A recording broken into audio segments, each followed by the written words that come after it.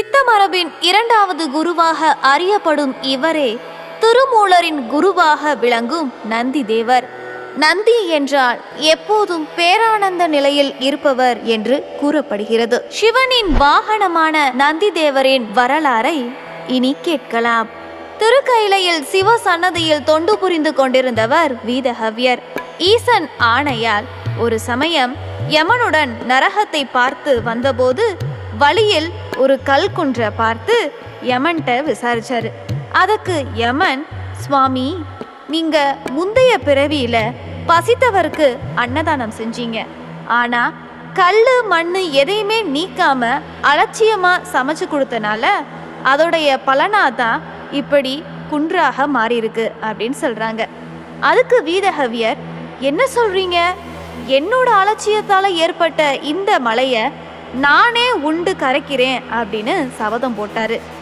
நரகத்துல ஓரிடத்துல சில பெரியவர்கள் பசி தாகத்தால் அவதிப்படுறத வீதஹவ்யர் பார்த்தாரு.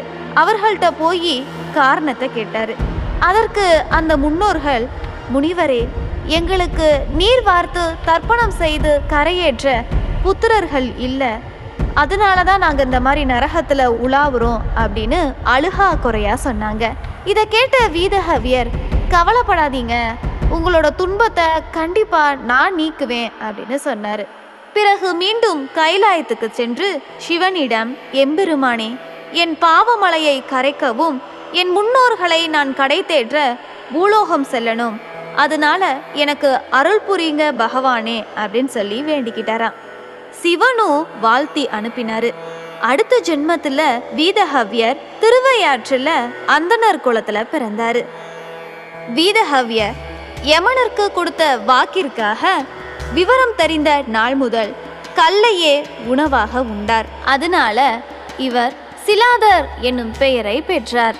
அவரது பாவமும் அன்றிலிருந்து தொலைந்தது. இவர் சித்திரவதி அப்படின்ற ஒரு உத்தமிய கல்யாணம் பண்ணிக்கிட்டாரு. ரொம்ப நாளாவே இந்த தம்பதிக்கு குழந்தை செல்வம் இல்லை. சித்திரவதி ஒரு நாள் தன் கணவனான சிலாதர்கிட்ட, சுவாமி, நம்ம குலம் விளங்கவும் சிறக்கவும் நமக்கு ஒரு பிள்ளை இல்லையே அப்படின்னு சொல்லி ரொம்பவே வருத்தப்பட்டா. கவலைப்படாத, கருவில் பிறக்காத ஒரு அற்புத குழந்தை நமக்கு வேண்டும், அதனால ஈசனை வேண்டி தவம் செய்கிறேன் அப்படின்னு சொன்னாரு. அவரோட மனைவியும் அதுக்கு சரி அப்படின்னு சொல்லி ஒத்துக்கிட்டாங்க. சிலாதரும் தவம் செய்ய இவரோட தவத்தால மெச்சின சிவபெருமான் தன்னையே மறந்து சிலாதருக்கு காட்சி கொடுத்தாரு.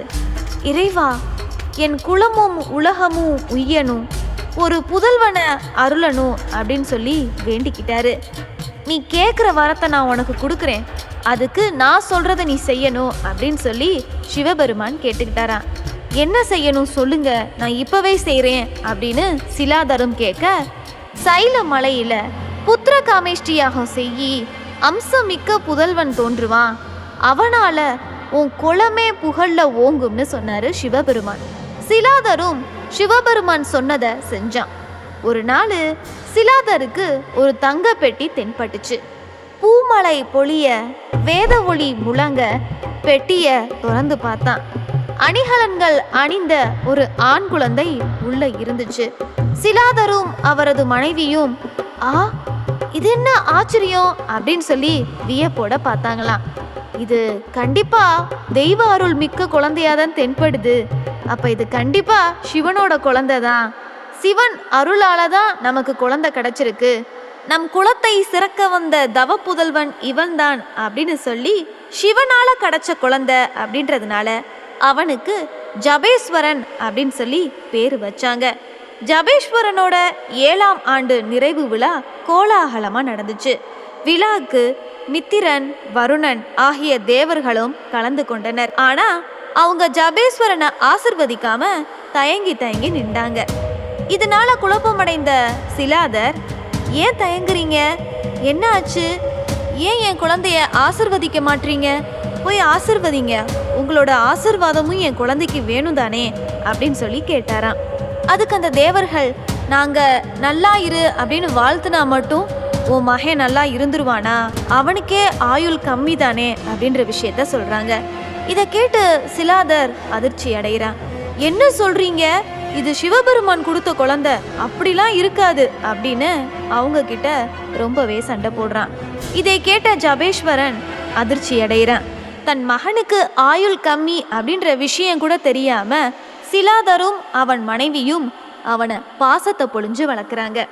ஜபேஸ்வரன், கவலைப்படாதீங்க, நான் மகாதேவனை ஆராதித்து அவன் அருளால என் ஆயுளை நீட்டிப்பேன் அப்படின்னு சொல்லி தன் பெற்றோர்களுக்கு ஆறுதல் சொல்றான். சிவன் பால் வைத்து தவம் செய்கிறான்.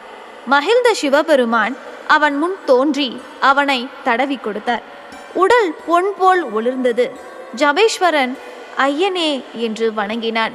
நீ எனது பஞ்சாட்சர நாமத்தை ஜபித்தனால என்னை ஒத்தவனாகவே விளங்குவாய் அப்படின்னு வரம் கொடுக்கிறாரு. பஞ்ச நதிகளையும் வரவழைச்சு அபிஷேகம் செஞ்சு சகல கலை ஞானங்களையும் அறிஞ்ச நீ இன்று முதல் நந்தி தேவன்னு எல்லாராலையும் அழைக்கப்படுவ அப்படின்னு சொல்லி வரம் கொடுக்கிறாரு. நான் ரிஷப வடிவுல உம்மை தாங்கி உலகம் வலம் பெற வேண்டும் என வேண்டினான். சிவபெருமானும், நந்தி, உன்னை போல யாருமே தவம் புரியல, எம்மை போல் நித்தியமாக எல்லாராலும் வணங்கப்படுவாய், இந்த கணமே ரிஷப உருவம் கொள்வாய் அப்படின்னு வரம் கொடுக்கறாங்க. நந்தீசனும் எனக்கு மகன்தான், சிவஞானத்தை போதிக்க இவனே ஆசாரியன் என்று சிவபெருமான் கூறினார். உடனே தேவர்கள் அனைவரும் நந்தி தேவர் வாழ்க வாழ்க என கோஷமிட்டனர். திருவையாற்றில் வியாக்பாதரின் புதல்வியான சுயம்பிரபையை நந்தி தேவர் மனம் புரிகிறார். சிவபெருமான் தம்பதியை அழைத்து திருக்கையிலைக்கு சென்றார். நந்தீசா, விதிப்படி உன் பூலோக வாழ்க்கை முடிவு பெற்றது, இனி கைலாயத்தில் நிரந்தரமாக இருக்க வேண்டும் என கூறினார். நான் கேட்ட வரத்தை எல்லாம் எனக்கு கொடுத்தீங்க, அதனால என் வாழ்நாள் முழுதும் தங்களுக்கு சேவை செய்து உங்களின் திருப்பாதத்திலேயே இருப்பேன் என்றார். இப்படித்தான் நந்தீசர் கைலாயத்தில் நித்தியவாசம் செய்கிறார். சித்தர்கள் மரபில் ஆதி குருவான சிவனின் நேரடி சீடராக அறியப்படுகிறவர்தான் நந்தி தேவர். அகத்தியர் அருளிய அகத்திய பூரண சூத்திரம் என்கிற நூலில்தான் நந்தி தேவரை தரிசிக்கும் முறை கூறப்பட்டுள்ளது. சூரிய உதய நேரத்தில் உடலை தூய்மை செய்து திருநீறு அணிந்து ஒரு பலகையில் அமர்ந்து கொள்ள வேண்டும். உடலையும் மனதையும் தளர்த்திய பின்னர் கண்களை மூடி புருவ மத்தியில் மனதினை ஒருமைப்படுத்தி தியான நிலையில் இருந்து லிங் கிலி சிம் என்கிற மந்திரத்தினை தொடர்ந்து ஜெபிக்க வேண்டுமாம்.